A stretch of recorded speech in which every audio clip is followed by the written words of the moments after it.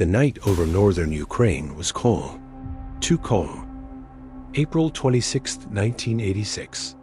A soft wind drifted through the pine forests near Pripyat, carrying the smell of damp earth and spring thaw. Apartment lights glowed in neat rows. Children slept.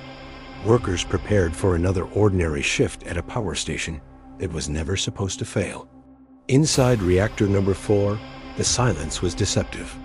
A massive structure of steel, concrete, and graphite humming with an invisible force. They were running a test. A routine one, on paper, to see how long the turbines would spin after a power loss. But this test was different. It was conducted under conditions that should have never existed. Controls were overridden, warnings ignored, safety systems silenced one by one. The reactor began to behave strangely. Power dipped, then surged. A sudden, uncontrollable spike. An operator pressed a button. The emergency shut down. A button meant to save everything. Instead, it sealed their fate. At 1:23 a.m., the core tore itself apart. It wasn't a bang that shattered windows across the continent. It was a violence so intense, it lifted a 1,000-ton lid clean into the night sky. A blue-white glow rose from the exposed reactor. Ionized air, radiation made visible. Something no human eyes were ever meant to see. Firefighters arrived within minutes. They thought it was a normal blaze, bitumen burning on the roof.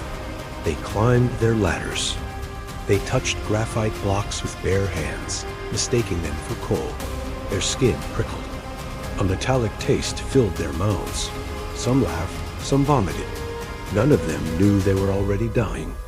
Radiation poured into the atmosphere, silent and relentless. The dosimeters maxed out and stopped counting. But official readings insisted everything was fine. In Pripyat, the city woke up to sunshine. Children rode bicycles beneath a sky laced with fallout. Curious people gathered on bridges to watch the fire, standing directly in the invisible radioactive plume. No alarm sounded. No evacuation orders came. 36 hours passed. When the buses finally arrived, they told the residents it would only be for a few days. Take your documents, leave your pets, leave photographs on the walls, leave dinner on the stove. They would never return. Inside the plant, a desperate battle began. Men were sent into the heart of the catastrophe, fully knowing what waited for them. Coal miners dug a tunnel beneath the melting reactor in suffocating heat. Helicopter pilots flew through radioactive clouds to drop sand and boron into the open core. And the liquidators, they shoveled highly radioactive debris from the roof for mere seconds at a time, because seconds were all their bodies could survive. They were called heroes. They were called volunteers. Many were neither. The Soviet state tried to contain the story before it tried to contain the radiation. But the wind carried the truth farther than any border. Radiation alarms screamed in Sweden, then Germany, then across Europe. The world learned a name it would never forget: Chernobyl. The official death toll was small. The unofficial one is still debated in hushed voices and thick reports. Cancer does not announce itself. It waits. It whispers. Reactor 4 was entombed in concrete.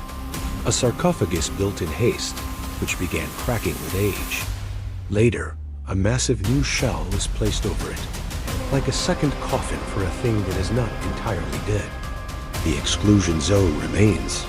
Forests turned red, then grew green again. Animals returned where people cannot. Apartments rot in silence, toys frozen in time. Radiation still hums beneath the soil, invisible, patient. And somewhere in the dark, the question lingers. Not how it happened, but why it was allowed to. Because the most dangerous thing in Chernobyl was never the reactor. It was the belief that control could replace caution, that warnings could be ignored, that silence could contain the truth. The night is quiet there now, but it is not peaceful. Some disasters end in flames. Others keep burning long after the fire goes out. Thank you for watching.